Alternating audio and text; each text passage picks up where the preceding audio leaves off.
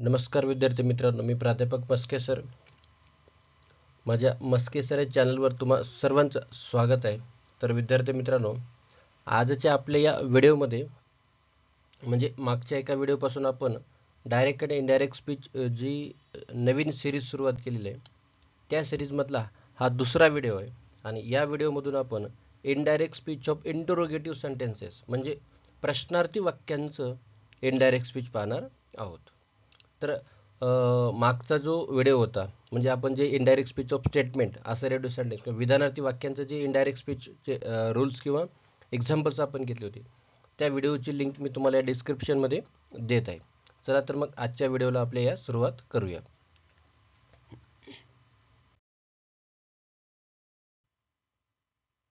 याचे जे काही बदल आहेत ते बदल आहेत. बदल मी एक थोडंसं एक त्याच्यावर एक क्विक लुक देणार आहे, म्हणजे फारसं डीपमध्ये या ठिकाणी जाणार नाही. कारण जे काही चेंजेस आहेत म्हणजे कर्त्याचे बदल असतील, क्रियापदाचे बदल असतील, रिपोर्टिंग व्हर्बचे बदल असतील, रिपोर्टेड स्पीचच्या कर्त्याचे किंवा व्हर्बचे जे काही इतर सर्व बदल आहेत ते सर्व बदल विधानार्थी वाक्यांच्या नियमानुसारच होणार आहेत. त्याच्यामुळं ते जे काही बदल आहेत, नियम्स आहेत, त्या नियमामध्ये मी फारसं डीप जाणार नाही, फक्त एक ओव्हरलुक करणार आहे. जो कारण डीपमध्ये जर पाहायचं असतील तर तो तुम्ही मागचा व्हिडिओ देखील पाहू शकता. Changes in the subject of reported speech.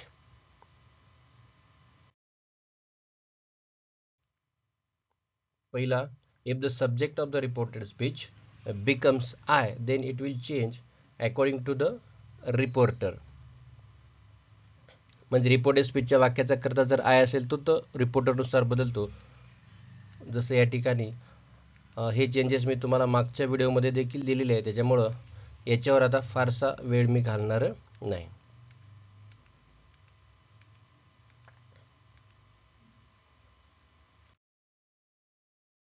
Number 2, if the subject of the reported speech become we, then it will also change according to the reporter. म्हणजे या ठिकाणी जर रिपोर्टेड स्पीचच्या वाक्याचा करता वी असेल तर तो देखील रिपोर्टरनुसारच बदलतो. हे जे काही बदल आहेत या ठिकाणी मी तुम्हाला दिलेले आहेत. म्हणजे जर रिपोर्टेड स्पीचच्या वाक्याचा करता वी असेल आणि रिपोर्टर जर मेल पुरुष असेल तर आपण त्याचा बदल काय करतो, दे घेतो, अशा प्रकारे.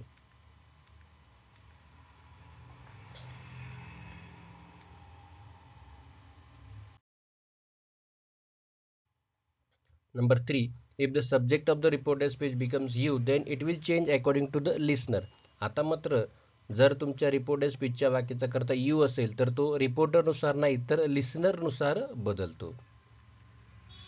म्हणजे जर रिपोर्टेड स्पीचच्या वाक्याचा करता यू आहे आणि लिसनर जर मेल पुरुष असेल तर ही, स्त्री असेल तर सी, प्राणी वनस्पती किंवा निर्जीव गोष्टी असतील तर इट, अशा प्रकारे.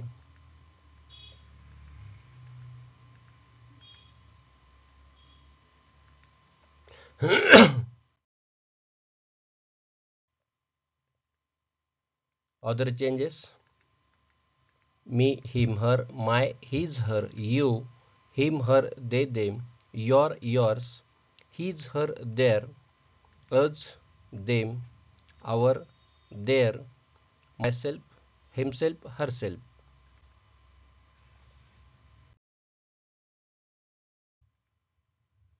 If the subject of the reported speech is other than I, we, you, so it will remain the same. की म्हणजे वाक्याचा करता जर आय, वी, यू पेक्षा वेगळा असेल तर तो जशास तसा राहतो, म्हणजे त्यात कसल्याही प्रकारचा बदल होत नाही. Changes which occur in the verb are as below, म्हणजे क्रियापदामध्ये होणारे बदल खालीलप्रमाणे आहेत.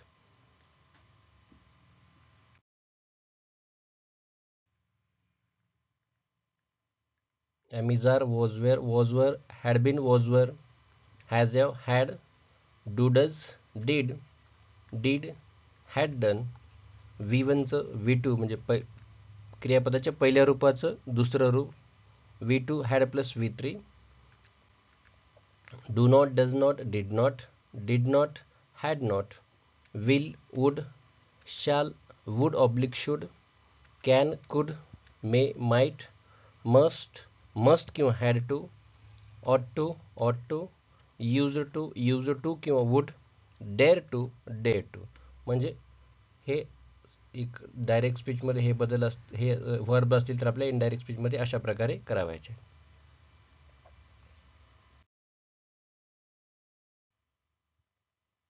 Changes in some of the adjectives and adverbs are given below. So this, that, here, there, these, those, today, that day, tonight, that night, tomorrow, the next day, yesterday, the previous day, किंवा the day before, last day, the previous day, last month, the previous month, last year, the previous year, last week, the previous week, last evening, the previous evening, next week, the previous week, next, following, last night, the previous night, now, then, just then, ago, before, thus, so.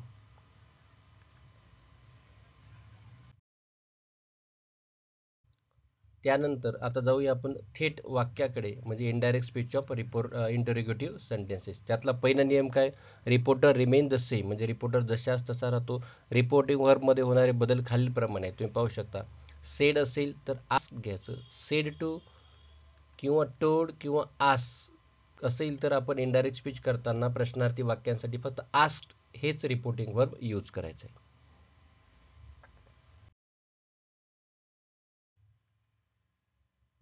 Listener जशास तसा राहतो. Number 3, use the same WH word as a conjunction in WH questions.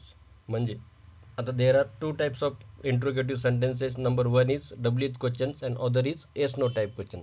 So we have to use the same WH word as a conjunction in WH questions. म्हणजे conjunction दोन प्रकारचे आपल्याला या ठिकाणी घ्यावी लागणार आहेत. एक म्हणजे WH क्वेश्चन असेल तर त्याच वाक्यातला WH वर्ड आपल्याला कंजक्शन म्हणून यूज करायचा आहे. आणि जर तो एसनो टाईप क्वेश्चन असेल तर एसनो टाईप क्वेश्चनसाठी मात्र आपल्याला हे दोन्हीपैकी कोणतंही कंजक्शन यूज केलं तरी चालेल. म्हणजे यातलं पहिलं कोणतं आहे? इफ, आणि दुसरं कोणतं आहे? वेदर. फक्त WH क्वेश्चनसाठी मात्र आपल्याला वेगळं कंजक्शन वगैरे घ्यायची गरज नाही.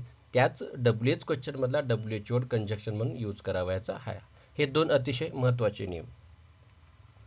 त्यानंतर changes in the subject of reported speech and verbs are as per assertive sentences. म्हणजे कर्त्याचे क्रियापदाचे जे काही नियम आहेत, बदल आहेत, ते विधानार्थी वाक्यांच्या नियमानुसारच होणार आहे. त्यासाठी आपल्याला वेगळं काही करावयाची गरज नाही. त्याच्यानंतर so we have to convert the same WH question or yes no type question into an assertive sentences or statement. म्हणजे इनडायरेक्ट स्पीच करताना आपल्याला काय करायचे आहे, तर तो WH क्वेश्चन असेल किंवा तो येस नो टाईप क्वेश्चन असेल, त्याचं इनडायरेक्ट स्पीच करताना म्हणजे अप्रत्यक्ष कथनामध्ये रूपांतर करताना त्याचं रूपांतर मात्र आपल्याला फक्त आणि फक्त विधानार्थी वाक्यामध्येच करावं लागणार आहे.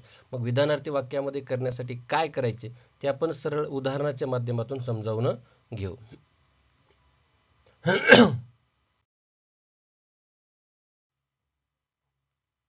सर्व प्रॅक्टिससाठी जाऊया आपण. क्वेश्चन नंबर 1 तुमच्या समोर आलेला आहे. Shweta ask Ravi when were you watching the match. आपल्याला माहिती आहे रिपोर्टर जशास तसा. या ठिकाणी ऑलरेडी आस्क नावच रिपोर्टिंग वर्ब आहे, आपण तेच कॅरी करायचं. रवी हा लिसनर आहे. त्याच्यानंतर हा संपूर्ण भाग म्हणजे रिपोर्टेड स्पीचचा भाग आहे. आता आपल्याला हा जो WH क्वेश्चन आहे, ह्या WH क्वेश्चनचं इनडायरेक्ट स्पीच करताना विधानार्थी वाक्यामध्ये रूपांतर करायचे, स्टेटमेंट करावायचे. त्यासाठी आपल्याला काय करावं लागणार आहे? पहिल्यांदा आपण कंजक्शन घेणार आहोत. तर कंजक्शन कोणतं? ह्याच WH क्वेश्चन मधला WH वर्ड कंजक्शन म्हणून आपल्याला वापरावायचं आहे. त्याच्यानंतर जर तुम्हाला या प्रश्नार्थी वाक्याचं रूपांतर विधानार्थी वाक्यात करावायचं असेल, म्हणजे करावंच लागणार आहे, तर पहिला बदल हा कर्त्याचा होणं गरजेचं आहे. जर तुम्ही कंजक्शन नंतर पहिला बदल जर क्रियापदाचा केला तर तो प्रश्नार्थी वाक्याचं प्रश्नार्थी वाक्यच राहणार आणि तुमचं उत्तर चुकणार आहे. म्हणजेच आपण कंजक्शन लिहिलं, त्याच्यानंतर कर्त्याचा बदल केला, कर्त्याच्या बदलानंतर क्रियापदाचा बदल करून नंतर पुढील इतर जे काही वाक्य आहेत ते केले. म्हणजे फॉर एक्झाम्पल याचं उत्तर काय आहे? Shweta ask Ravi when he had been watching the match. अशा प्रकारे Shweta ask Ravi when he had been watching the match. म्हणजे रिपोर्टर जशा असताचा आस्क नावाचं रिपोर्टिंग वर्ब, रवी नावाचं लिसनर ॲज सेम, याच WH क्वेश्चनमधला WH वर्ड कंजक्शन वापरलेला आहे. त्याच्यानंतर वाक्याचा करता यू कोणानुसार बदलतो, लिस्नरनुसार. कोण आहे, पुरुष. याच्यासाठी आपण काय घेतलं, ही. त्याच्यानंतर कंजक्शन नंतर हा कर्त्याचा बदल केला, कर्त्यानंतर हा क्रियापदाचा बदल केला. वॉज वेअरसाठी आपण काय करतो, एकतर वॉज वेअर कॅरी करतो किंवा हॅड बीन घेतो. Okay. Next, Meena said what are you doing here. पुन्हा बघा, Meena is the reporter, said is the reporting verb, आणि हा एवढा रिपोर्टेड स्पीचचा भाग. What you is the subject of reported speech. So you know you will change according to the listener, but our sentence does not have listener. म्हणजे आपल्या सेंटेन्सला listener नाही, म्हणून तुम्ही यूचा बदल काय करू शकता, ही, सी किंवा आय या तिन्हीपैकी कोणतंही घेऊ शकता. म्हणजे हे वाक्याचं उत्तर काय होईल आपल्याला, Meena asked what he, she, I was doing there. या ठिकाणी ॲमिझरचं वॉज वेअर आणि हेअरचं देअर हे एक ॲडवर्ब आहे.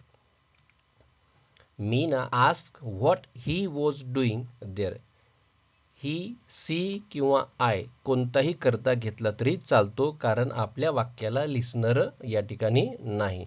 आणि आपण काय केलं, लिसनर नाही, ते कंजक्शन घेतलंय. कंजक्शन नंतर पहिला बदल कशाचा आहे, कर्त्याचा. कर्त्यानंतर आपण काय केले, क्रियापदाचा बदल केला, जेणेकरून वरच्या प्रश्नार्थी वाक्याचं रूपांतर कशामध्ये होणार आहे, विधानार्थी वाक्यामध्ये होणार आहे. I asked what the secret of your energy. I ask, आता या ठिकाणी आस्क नावाचं रिपोर्टिंग वर्ब ऑलरेडी दिलेलं आहे. What's means what is, what's means what is. मग काय करायचं आपल्याला, I ask what's the secret of your means he is her. कोणतंही चालते आपल्याला या ठिकाणी, कारण इथे सुद्धा लिसनर आपल्याला नाही, म्हणून उत्तर काय येणार आहे या ठिकाणी, I ask what the secret of his oblique her energy was. या ठिकाणी वॉट्स ॲमिझरचा आपण या ठिकाणी काय केलं, वॉज केलेलं आहे.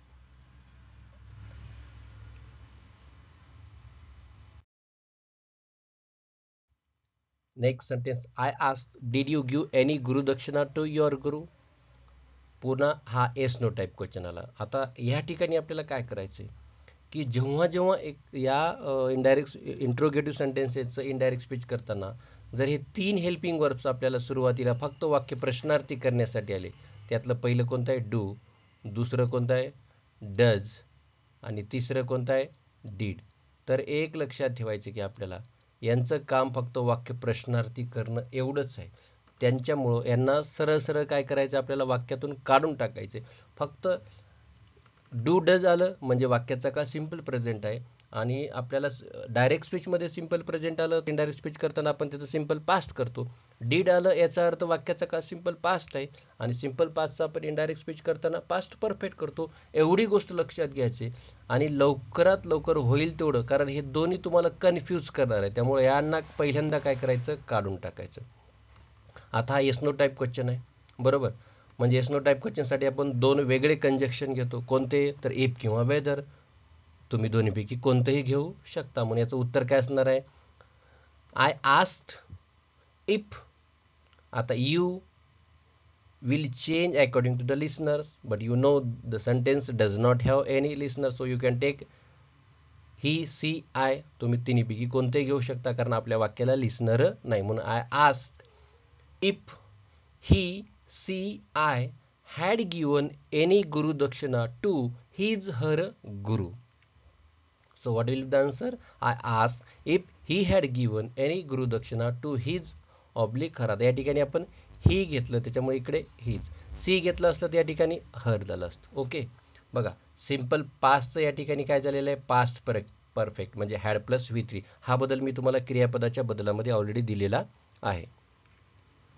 She asked me why did you not come earlier. She asked me, reporter जशाच तसा रिपोर्टिंगवर ऑलरेडी आस्क्ड आहे.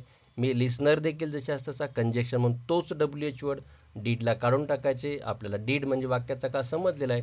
डीड म्हणजे सिंपल पास्ट, आणि सिंपल पास्टचा आपण काय करतो, पास्ट परफेक्ट करतो. म्हणून याचं उत्तर काय येणार आहे, she asked me Y.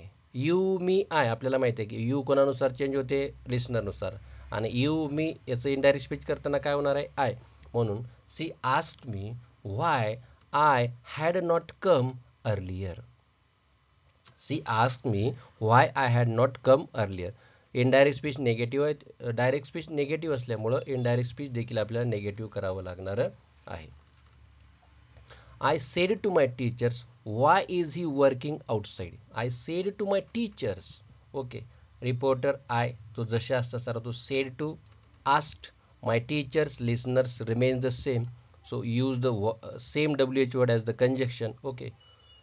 Is working, it means the sentence is in present continuous. So we have to change it into past continuous.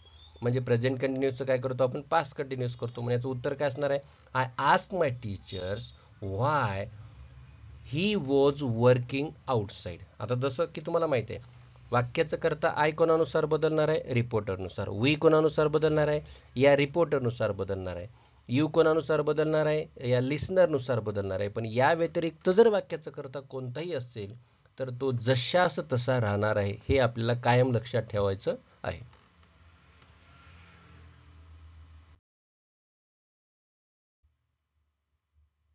The teacher said, what's your name, little one? For example, the teacher asked little one what his name was. Little one नावाचा listener या ठिकाणी इकडे गेलेला आहे. आपण त्याला इकडे reporting व्हर्बच्या नंतर आणलेलं आहे. Bholi said, do you want to hear more? Bholi said, आता डू आलेला आहे, याचा अर्थ वाक्याचा का सिंपल प्रेझेंट आहे. सिम्पली डूला काय करायचं, आपल्याला काढून टाकावायचं आहे. ओके. यू आहे पण लिस्नर नाही. यूचा बदल तुम्ही काय करू शकता, ही, सी, आय तिन्हीपैकी कोणते घेऊ शकता. म्हणून भोली आस्क्ड इफ किंवा whether she wanted to hear more. She said to me, have you ever travelled by air? She asked me if I had ever travelled by air. Have traveled, it means the sentence is in present perfect, so we have to turn it in past perfect tense. बरोबर. इथे पुन्हा yes no type question, yes no type क्वेश्चनसाठी आपण काय केलं, if नावाचं weather conjunction घेतलेलं आहे. इफ किंवा वेदर दोन्हीपैकी तुम्ही काय घेऊ शकता. यू आहे, यू कोणानुसार बदलला या ठिकाणी, लिस्नरनुसार. तर पूर्ण उत्तर या ठिकाणी केलं, she ask me if I had ever travelled by year.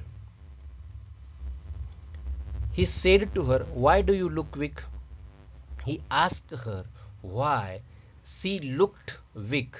She looked weak. Simple present tense, डूला काढून टाकलं, वाक्याचा काळ समजून घेतला आणि सिंपल प्रेझेंट आहे त्याच्यामुळे याचं रूपांतर आपण कुठे केलं, सिंपल पास्टमध्ये. तर अशा प्रकारे विद्यार्थी मित्रांनो, या व्हिडिओच्या माध्यमातून आपण प्रश्नार्थी वाक्यांचं इनडायरेक्ट स्पीच अप्रत्यक्ष कथनामध्ये रूपांतर कसं करायचं हा पाहिलेला आहे. याच्या अगोदरचं जे स्टेटमेंट होतं, स्टेटमेंटचा जो व्हिडिओ होता म्हणजे विधानार्थी वाक्याचं, त्याची लिंक मी तुम्हाला डिस्क्रिप्शनमध्ये देणार आहे. तुम्हाला आवडेल तर नक्की तुम्ही तो देखील व्हिडिओ पाहू शकता.